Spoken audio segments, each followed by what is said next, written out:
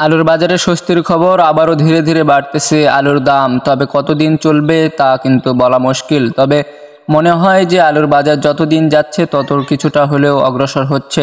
এখন যারা সাধারণ কৃষক রয়েছে বা যারা মাঠ পর্যায়ে এখনও আলু রেখেছেন তাদের জন্য আসলে এটাই সুখবর।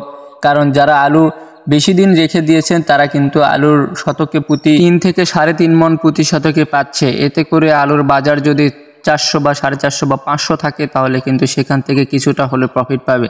তো আজকে আমি রংপুর বিভাগের রংপুর সদর উপজেলা, পীরগাছা এবং পীরগঞ্জ উপজেলার আজকের আলুর বাজার সম্পর্কে আপনাদেরকে তথ্য দিব, যা আপনাদের জন্য হয়তো গ্রহণীয় পাবে। আর এখন বলতে চলেছি আলুর বাজারে কতটা বাড়তেছে।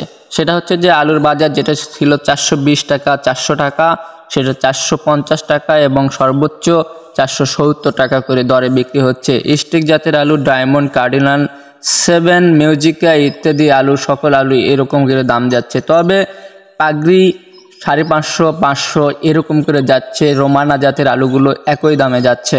তবে বর্তমান সময়ে এই আলুর দাম কিছুটা বাড়ার কারণ হচ্ছে যে স্টোরে আলু রাখা হচ্ছে, শুকনো আলুগুলো প্যাকেট করা হচ্ছে এবং সেগুলো রেখে দেওয়ার কারণে খাওতা প্যাটিরা যারা ডাইরেক্ট নিয়ে যাচ্ছে, ট্রাকে করে লোড করে নিয়ে যাচ্ছে, তাদের কিন্তু আলুর ব্যাপক চাহিদা থাকা সত্ত্বেও কিন্তু আলু নিয়ে যেতে পারতেছে না। এই জন্য কিছুটা দাম বাড়তেছে, তবে কতটা বাড়বে তা কিন্তু বলা মুশকিল। তো এই প্রতিদিন 30 টাকা, 20 টাকা বা 10 টাকা মনে বেড়ে হয়তো কৃষক হয়তো খুব একটা সুখবর পাবে না। তবে যদি 50-100 টাকা করে বাড়তো বা 550 এক্সেস থাকতো দাম, তাহলে কিন্তু সকল আলু চাষিদের মুখেই হাসি ফুটতো। তো আপনাদেরকে মাঝখানে বলে দিয়েছি যে আজকের কোথাকার আলুর বাজার আপনাদের সাথে শেয়ার করলাম। ধন্যবাদ সবাইকে পুরো ভিডিওটা দেখার জন্য।